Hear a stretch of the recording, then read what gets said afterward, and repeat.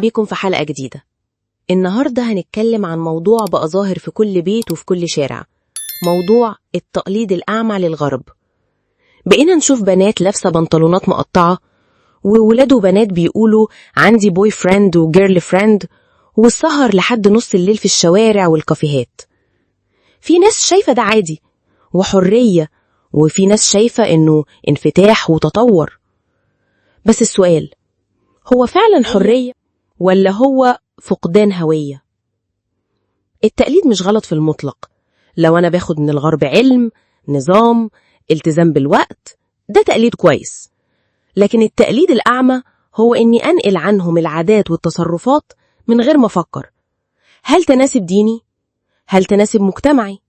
هل هتفيدني ولا تضرني؟ موضة منتشرة بشكل جنوني، الناس شايفاها ستايل.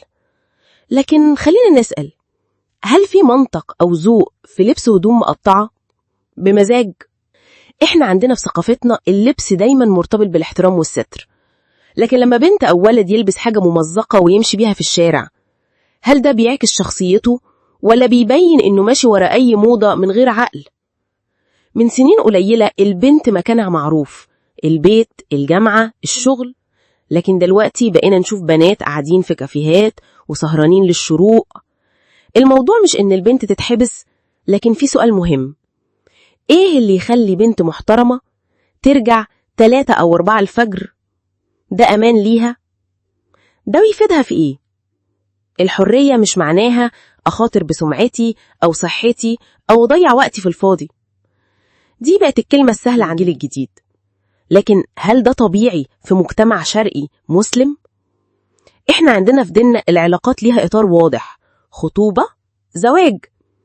لكن فكرة إن بنت تبقى ماشية مع ولد وتقول ده بوي فريند والولد يقول دي جيرل فريند، دي مش حرية، دي بداية انهيار أخلاقي. لأن العلاقة دي في الآخر يا هتوصل لحاجة غلط، يا هتسيب وراها جرح كبير.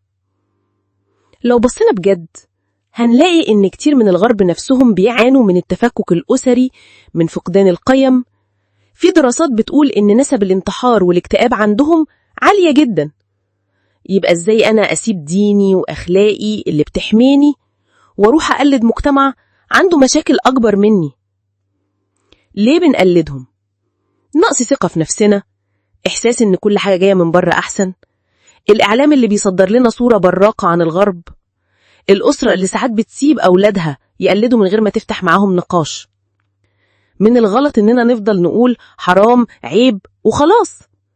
الشباب محتاج بديل: رياضة، أنشطة، سفر حلال وسليم، أماكن ترفيه محترمة.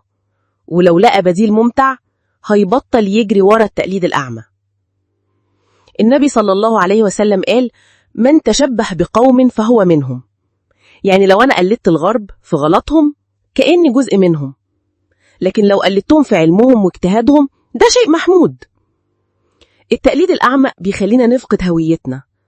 إحنا مش ضد التطور، لكن التطور الصح إننا نطور نفسنا من جوه، مش ننسخ شكل بره.